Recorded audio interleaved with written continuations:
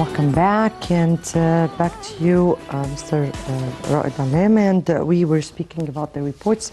We've just seen the IMF here report on Egypt that spoke about portfolio flows that are recovering in Egypt.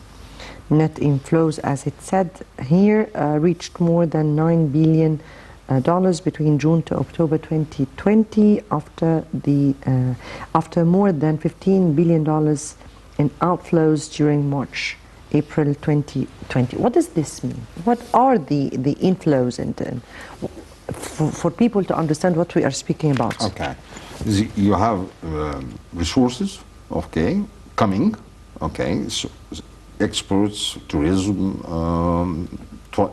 remittances, transfers, whatever, okay, petroleum and so on, okay, and in the versus way, okay, you have some expenses you have to pay out. Part of it, okay, is that if you are going to invest for new cities or something like this is outflow. Okay, if you are going to invest in something, whatever, like industrial, certain industry, or pay some loans or something like this is outflow. Okay, so this is the difference between inflow and outflow. Okay, but it is still increasing, the inflow covering the outflow so far. Here they spoke about the domestic returns with 90-day government bonds.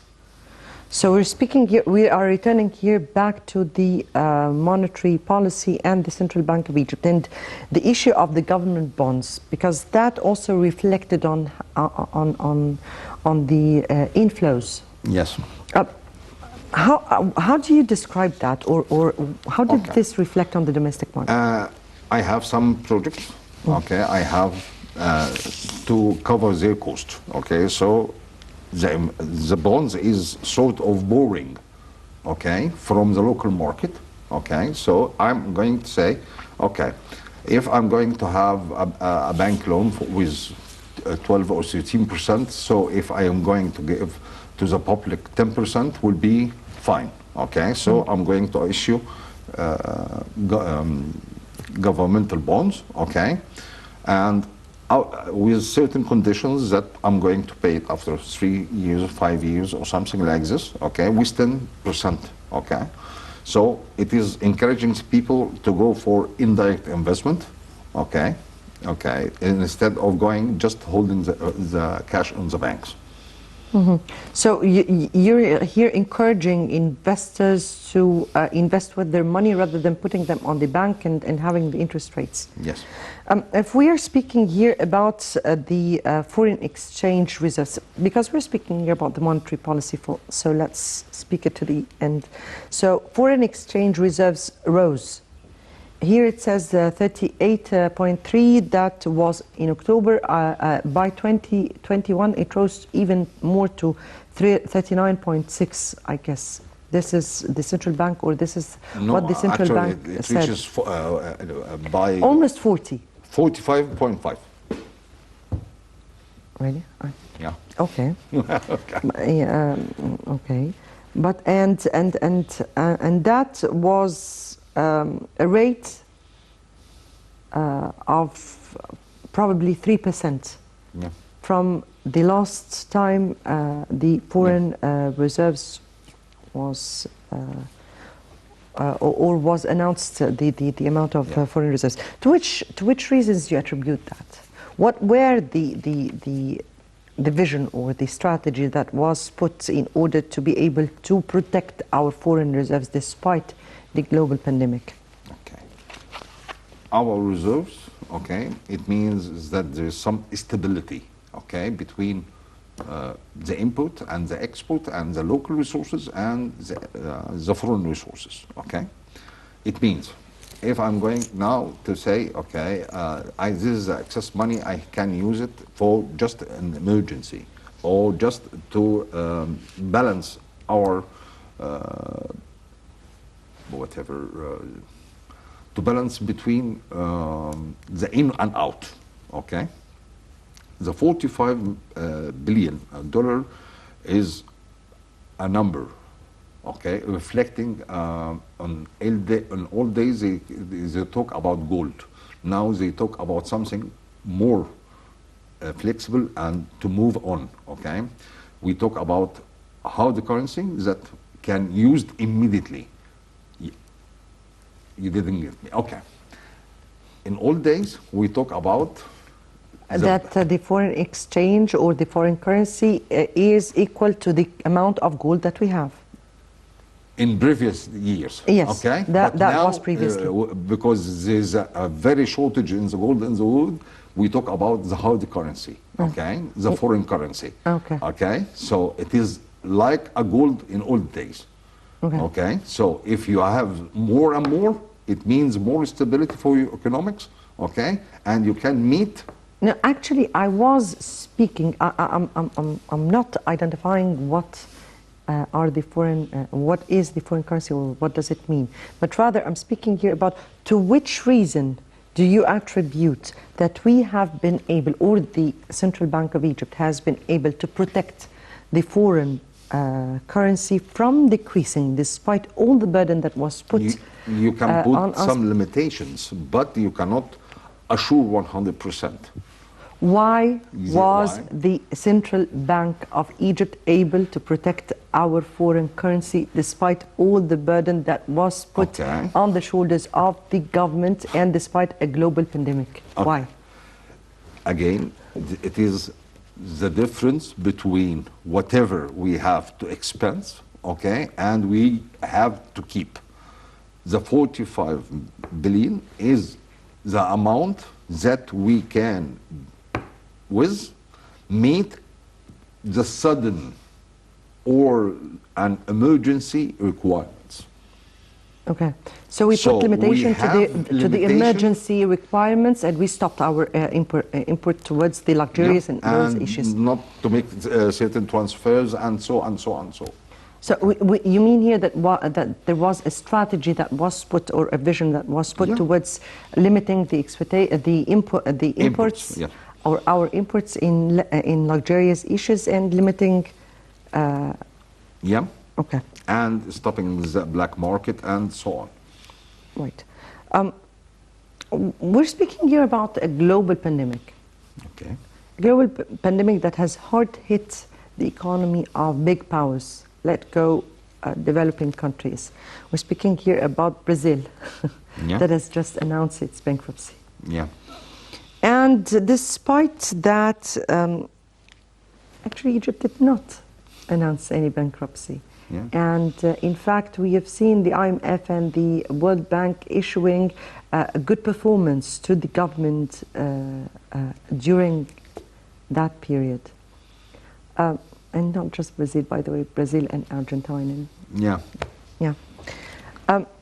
What kind of measures were put by the Egyptian government and the leadership in order to maintain sustainability, or at least preserve the situation from falling? We cannot compare ourselves to Brazil or Argentina because the loans they took a very long time, okay, was tremendously. I cannot remember the figures itself, okay. There is some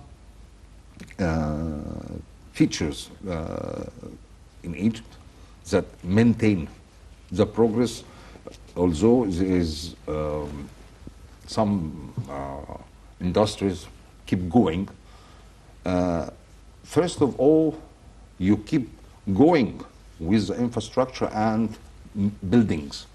And you use contracting, you use industries, you use lands, okay? So you are going with more investment, so you are generating more cash, so you are more capable to meet sudden requirements. I'm going to explain it more, okay? Please, okay. If I'm going now to establish a new industry city, okay, so it means some factories, small factories or something like this will go for it, okay? So you develop this area and you granted some cash back from those investors. You put labor, so more labor opportunities. And finally, the product. So here we're speaking about an increase in, or rather a decrease in unemployment, And generating increase new in opportunities. investment. An increase in investment in the real estate market, since Real we're estate speaking... market, some industries, agricultural plants. So let's divide issues, because we've been working hardly on mega projects, particularly when we are speaking in infrastructure and we're speaking about construction. So 20 new cities were established. Yes. We're speaking about tunnels and highways and Airports, highway, industrial zones, fishing, fisheries. Okay, agriculture, greenhouses, agriculture. Okay. I was supposed to divide those sectors, and I was supposed to speak first about the new cities and how this reflected on our future plan and vision towards our economy. So the real estate and the new cities that were established. How did that reflect on our world image? Okay. To start with, real estate is a long-term project. Okay, you cannot expect sudden or immediate return from it. Okay, before 2 or 3 years. Okay, we have to differentiate between real estate, okay, and new cities, industrial cities, or whatever. Okay, cities specialized for something. Okay, real estate. Okay, usually for the public people. Okay, to invest or to buy or to expand the area or whatever. Okay, so this is immediate return, because if I'm going to buy, I have to pay some installments or something like this. Okay, for the industries, cities, okay, this is why I'm differentiating. It is different approach, because we are talking about industrial complexes, you mean here? Okay, if I'm talking about industrial cities, okay, it means I have to wait 3 to 4 years, okay, to have some revenue from it, okay, but for real estate, okay, for housing and compounds.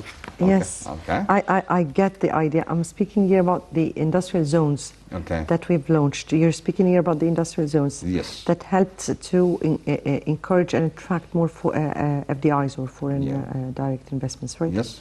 Please continue. Okay, so this is the return of these areas, okay? Meanwhile, you differentiate the risk.